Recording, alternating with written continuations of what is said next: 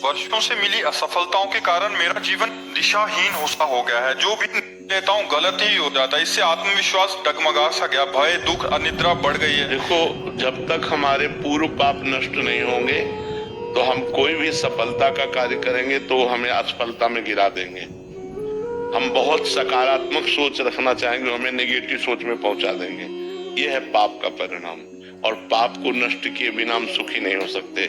इसलिए पाप नष्ट करने के लिए और भी उपाय हैं, जैसे तीर्थ याटन है, गंगा स्नान है, और भी है। लेकिन सही सटीक पाप की जड़ का नाश कर दे नाम है। नाम संकीर्तनम यस्य सर्व पाप प्रणाशनम।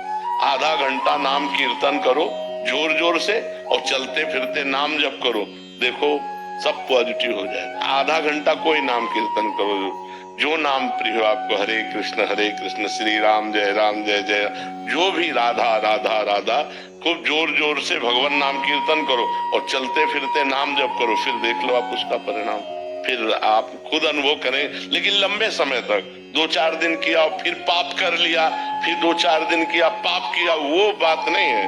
पाप आचरण रोक करके लंबे समय तक करो तो तुम्हारे पाप नष्ट हो जाएंगे, सफलता हाथ लग जाएगी।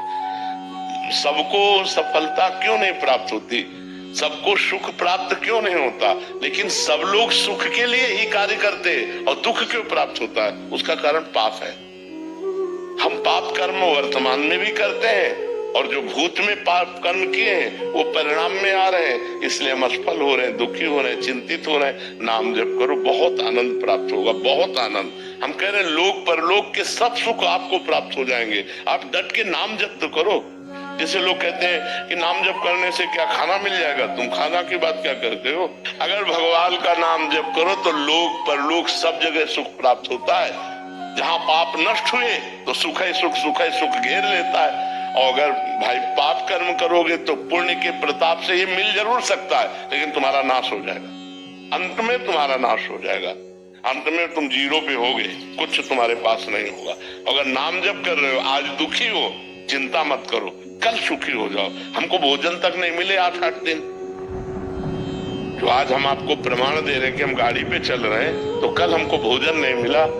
सर्दी में ओढ़ने के लिए कंबल नहीं था, बोरा ओढ़ते थे, टाट समझते ना, जिसमें गेहूं का आटा भरा जाता है, वो बोरा ओढ़कर सर्दी पार करते थे।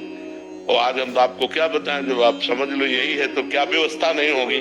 हर व्यवस्था है, राजा बाबू की तरह भगवान रख रहे हैं। तो कल जो था वो जो दुख में था उसमें हम धर्म को नहीं त्यागा, बड़ी कठिनाई से आगे बढ़ते रहे, तो आज वो बात आ गई जो लौकिक और पारलौकिक। ये तो सांसारिक सुख है, लेकिन भागवतिक सुख हम तुम्हें बता भी नहीं सकते कि कितना भगवान हमें आनंद देते हैं। इसलिए नाम जप करो, चिंता न करो, सफलता चरण चूमेगी यदि भगवान की शरण में हो और भगवान के आश्रित हो।